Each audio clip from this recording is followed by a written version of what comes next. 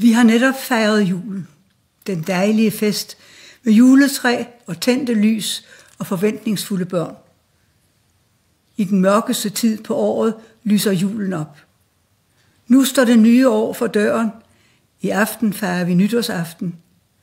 Foran os ligger et år, som vi møder med forventning, men også med bekymring, for der sker voldsomme ting ude i verden.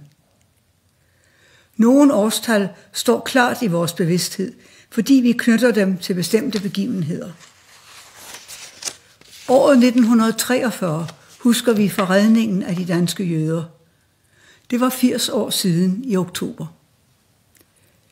Hvad skal vi gøre, når uskyldige mennesker bliver angrebet? Det viste den danske befolkning dengang. Almindelige borgere hjalp helt spontant deres medmennesker, advarede naboen, skjulte kollegaen og bragte familier i sikkerhed i Sverige. For langt de fleste danske jøder lykkedes flugten fra nazisternes folkemord. Dengang Danmark var besat, gav min farfar Christian X udtryk for det, som var holdningen i befolkningen. Jøder var og er agtede borgere i det danske samfund. Når vi kender hinanden, formår vi også at leve os ind i hinandens skæbne. Så følger medfølelse og hjælpsomhed som noget ganske naturligt. Det år, som vi tager afsked med i aften, 2023, vil blive husket for det grufulde terrorangreb på civile i Israel. Det er ikke til at fatte. Grufuld er også den krig, der er fulgt efter. Her er ingen vindere, kun tabere.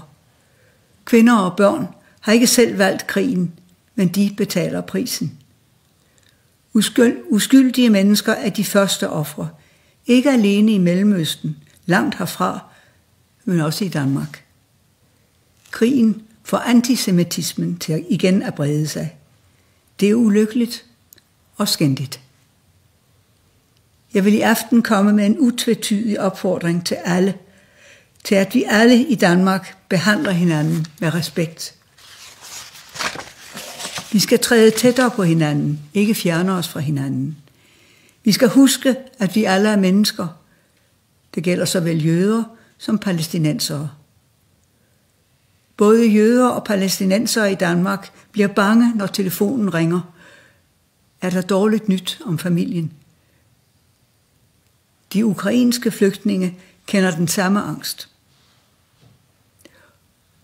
Året 2022 vil altid være knyttet til overfaldet på Ukraine. I år er krigen fortsat med samme styrke og med store tab af menneskeliv. Selvom opmærksomheden lige nu er rettet mod Mellemøsten, så skal ukrainernes kamp for frihed ikke blive glemt. Dansk opbakning har stor betydning for det ukrainske folk. Det kom klart til udtryk, da præsident Zelensky besøgte Danmark i sommer. Det kan vi godt være stolte af. Min nytårshilsen i aften går til alle, som fejrer nytår i skyggen af terror og krig. Det er ikke alene krig og konflikter, som gør fremtiden usikker. Vejret synes at løbe løbsk i forskellige retninger. Det virker uoverskueligt, og det skræmmer. Rundt om i verden bliver mennesker ramt på forskellig vis. De fleste husker nok, at juli herhjemme var kølig og regnfuld. 2023 blev det vådeste år i dansk vejrhistorie. Men for hele jorden blev juli og august de 2 varmeste måneder nogensinde. I sidste måned udsendte FN en ny klimarapport. Alvoren er tydelig. Klodens klima forandrer sig hurtigere, end man troede. Vi er nødt til at forholde os til klimaforandringerne. Konsekvenserne er ikke kun fremtid. De er her allerede, og de er voldsomme. Det er de fleste i Danmark fuldstændig klar over, selvom det har været vanskeligt for nogen af os helt at indse det. Nu må vi sammen finde håbet og viljen til at gøre noget. Tidligere i denne måned var der klimatopmøde i Dubai. Her deltog kronprinsen sammen med danske ministre. Danmark er et rigt land med en vigtig med en vigtig international stemme. Det forpligter. Vi har også flere af de tekniske løsninger, der skal til. Det gør mig stolt, at danske forskere og virksomheder er med til at skabe en fremtid, hvor vi passer på vores klode og natur. I det forløbende år har der været talt meget om kunstig intelligens, en ny teknologi, som vil kunne ændre vores liv på måder, vi knap kan forestille os. Men hvordan? Hvad kan følgerne blive? Måske kan den forbedre vores samfund, men vil vi kunne styre det? Skal vi være begejstrede eller bekymrede? Jeg tror, vi skal være eftertænksomme og opmærksomme. Den nye teknologi er jo netop kunstig. Den tænker ikke selv. Den bliver fodret med det, mennesker allerede har skabt. Kunstig intelligens efterlader os med et helt grundlæggende spørgsmål. Hvad er det, der gør os mennesker til noget ganske særligt? Vi mennesker har håb og nysgerrighed. Vi har indlevelse og kreativitet. Vi har evnen til at skabe og til at tænke selv. Det er det, der har bragt os vidt. Det må vi ikke glemme. Teknologien og maskinerne har for længst overtaget meget af håndens arbejde. Men alligevel betyder det ikke, at vi mennesker sidder med hænderne i skødet. Jeg har lagt mærke til, at mange igen har fundet en hobby eller et håndarbejde frem. Det begyndte nok under coronakrisen, men så kunne man ikke holde op igen. Det gælder i hvert fald for mig. Man får ro på sig selv, når man sidder med et sygtøj, eller har noget andet mellem hænderne. Det gælder for alle aldersgrupper. For mange af os er det en fritidsbeskæftigelse at holde hænderne i gang. For andre er det et livsvilkår, en profession. Det gælder for dem, der lægger murstenene, trækker kablerne, maler væggene i de huse, hvor vi bor. Dem, der bygger vindmøllerne, så vi får ren energi. Dem, der passer os, når vi er indlagt på sygehuset. Eller plejer os, når vi ikke længere kan klare os selv. Det er alt sammen funktioner, der kræver håndlag, kundskaber og uddannelse, og som i den grad fortjener respekt. Godt håndværk er en nydelse af at opleve. At betragte en velbygget mur, at se på en blank og smukt malet væg, at beundre et møbel, hvor træet er behandlet med omsorg og indsigt, det fylder mig med glæde hver gang.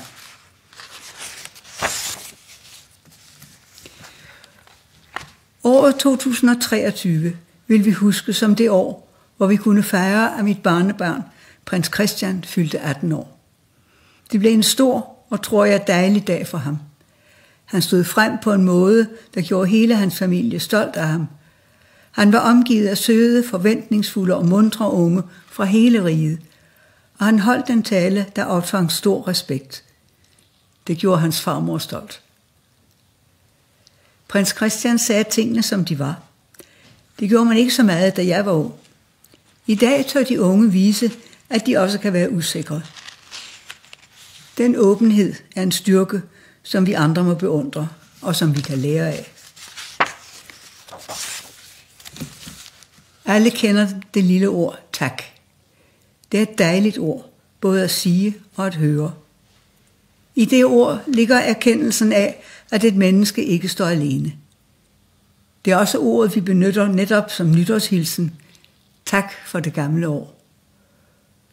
Tak for den hjertelighed og gæstfrihed, jeg møder overalt i Danmark. I rigsfællesskabet er vi 3 lande og 3 folk. Vi har vores identitet og kultur og hver vort sprog. Men vi er knyttet sammen af en fælles historie, og vi er forbundne som mennesker. I aften vil jeg ønske et godt nytår for alle i Grønland og for alle på Færøerne. Ofte går mine tanker nordpå til de 2 lande og til de 2 folk, men tak for alt, hvad de har givet mig i årenes løb. Min nytårshilsen går også til de danske i Sydslesvig og til de mange andre danske, som opholder sig og har deres virke i udlandet. Ved årsskiftet takker jeg alle i forsvaret, politiet og beredskabet. I gør en beundringsværdig og helt uundværlig indsats for vort land.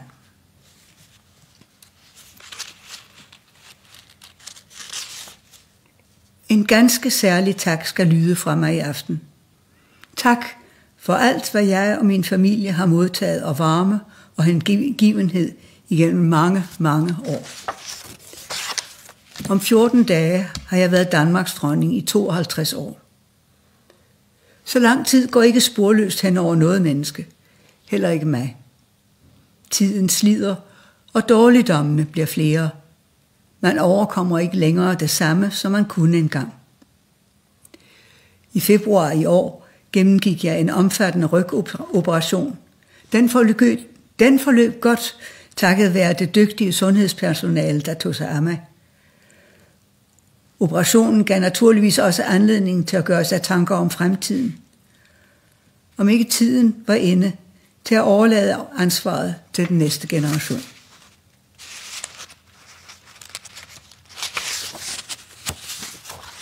Jeg har besluttet, at det er nu, der er det rigtige tidspunkt.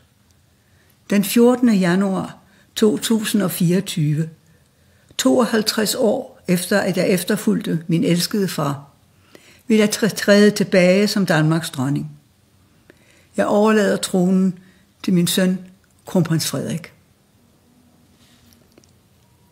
I aften vil jeg først og fremmest sige tak. En tak for den overvældende varme og støtte, som jeg har modtaget gennem alle år. En tak til de skiftende regeringer, som det altid har været givende at arbejde sammen med. Og til Folketinget, som altid har mødt mig med tillid. Min tak skal lyde til alle de mange, mange mennesker, som ved særlige begivenheder, såvel som i hverdagen, har omsluttet mig og min familie med kærlige ord og tanker. Det har gjort disse år til en række af perler. Den støtte og bistand, som jeg har modtaget gennem årene, har været afgørende for, at jeg kunne løfte min opgave. Det er mit håb, at det nye kongepar vil blive mødt med den samme tillid og hengivenhed, som er blevet mig til del. Det fortjener det. Det fortjener Danmark. Så vil jeg afslutte min sidste nytårstale med de ord, som jeg plejer. Gud bevarer Danmark. Gud bevarer jer alle sammen.